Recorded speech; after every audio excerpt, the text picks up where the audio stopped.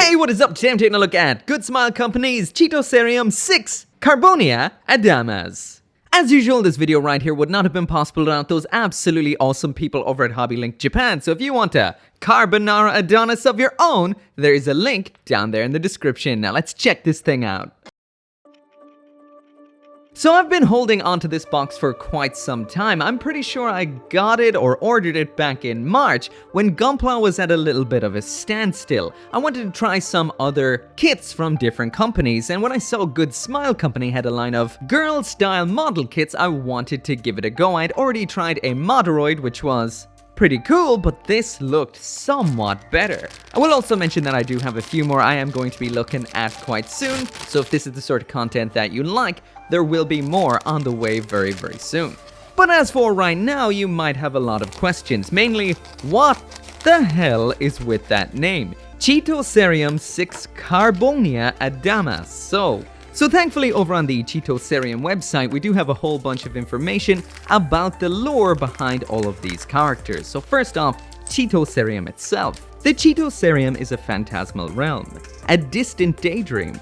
It creates and is protected by fragments. Sometimes the charms of this world lures in unsuspecting humans. These humans must decide whether they will extend their hand to the light or back away.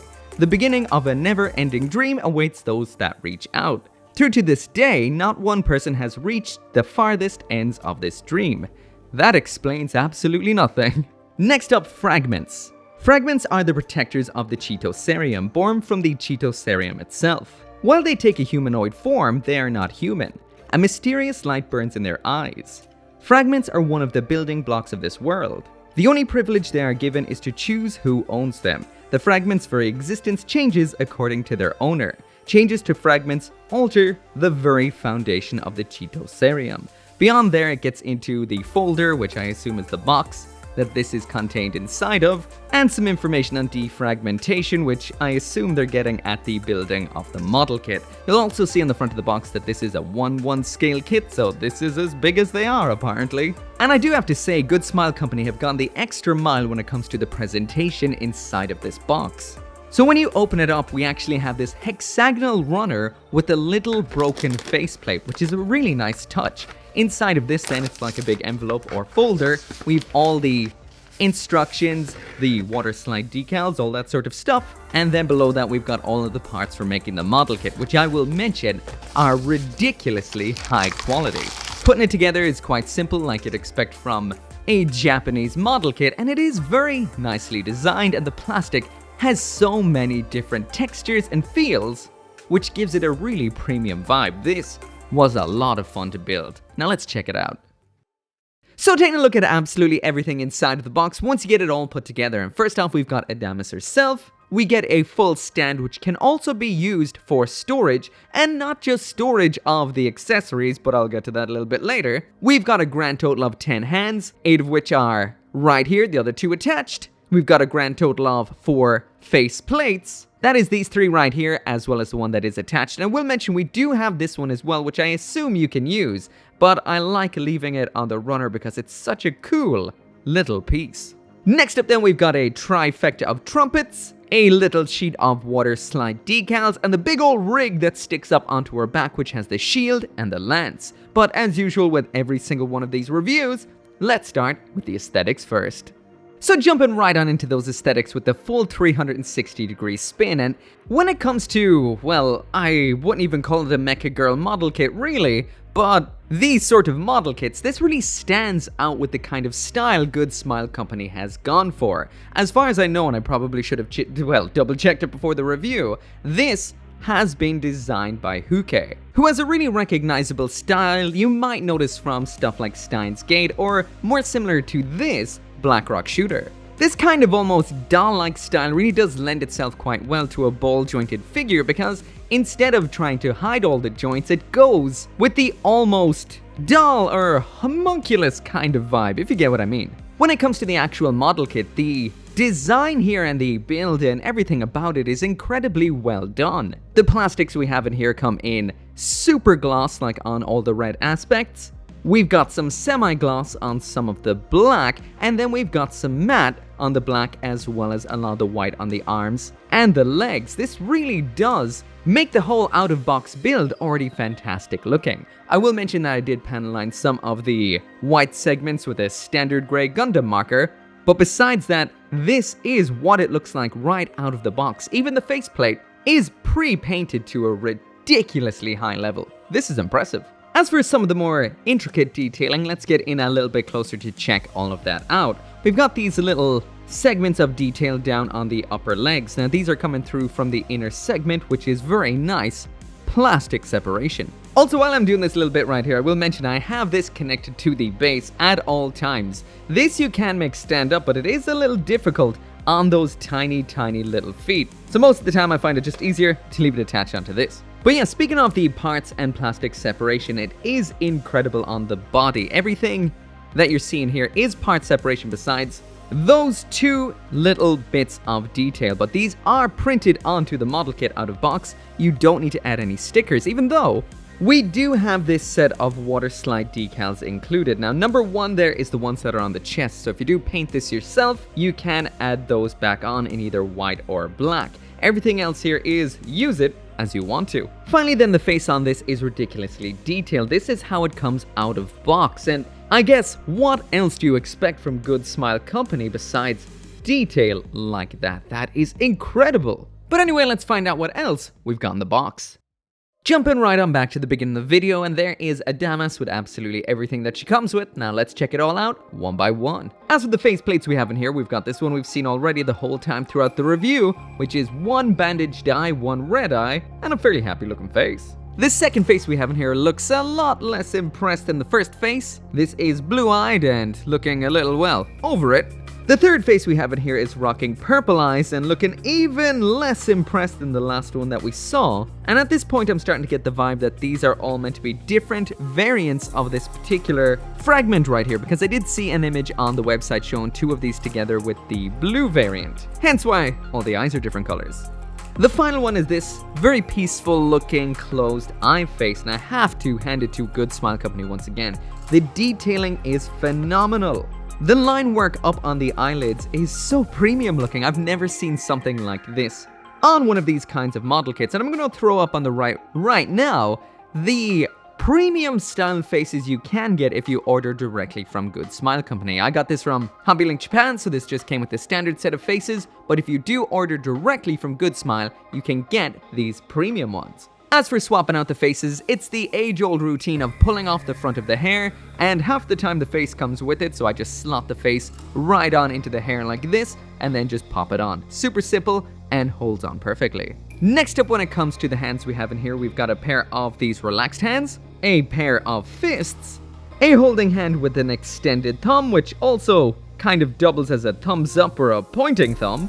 Next up, we've got another holding hand at a more extended angle. As far as I know, this kit doesn't really come with anything for holding on to, so on to the next hand. And then finally this hand right here, which I'm not sure what it's for at all. It's got two extended fingers and an extended thumb, so I can only assume that it's for her to let you know that you owe her money, or for taking a fat hit. So as for swapping the hands, you just pop it off the joint like so, but reattaching it isn't so easy. What I did eventually was I did end up sticking the tip of a file into each hand hole in order to kind of loosen it a little bit. Otherwise, they are hard to attach. And I will also mention there is a second set of joints in here. This one, as you can see, says hard. I think this is the other half of that. And the ones that were used on it are soft. I guess if you want firm joints or kind of spongy ones. So next up in here, we've got that trifecta of trumpets. So that is two plastic ones and one which is also plastic becomes painted in the box. So the painted one, I assume, is for attaching into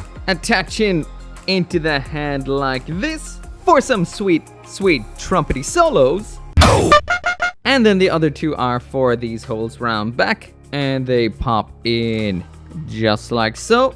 And just like so, and these do feature some articulation, so they can move up and around like so. I'm not sure why, maybe so she can grab them easier, or maybe they can play themselves, I'm not sure. The lore about these is, well, lacking.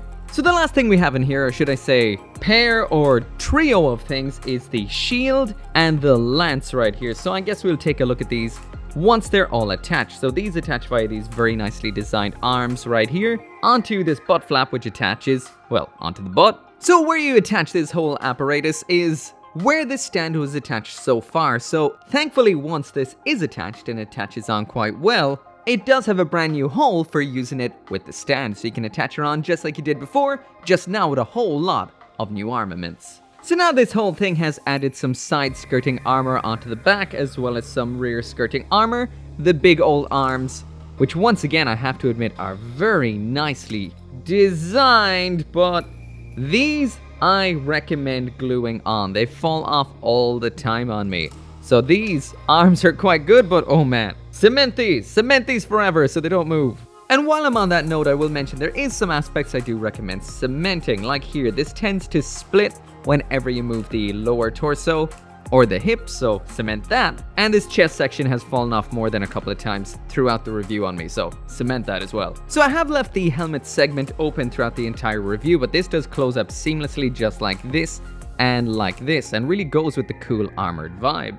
So now it's about time to check out those weapons in action. So let's start out with the lance segment over here. This features some absolutely killer articulation. No matter what you want out of this, no matter where you want it to go, it will. It pivots, it spins, it's got multiple points of articulation. This will do everything you want it to do and more. So this does feature a bunch of murdering ends. This one right here swings back like so. So if anyone is behind, murdered.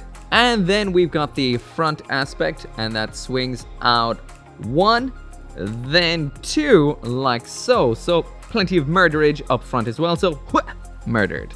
And just like we've seen of this so far, it features the same ornate detailing. This is painted in color out of box. And honestly, this is one lethal looking weapon. That is so cool.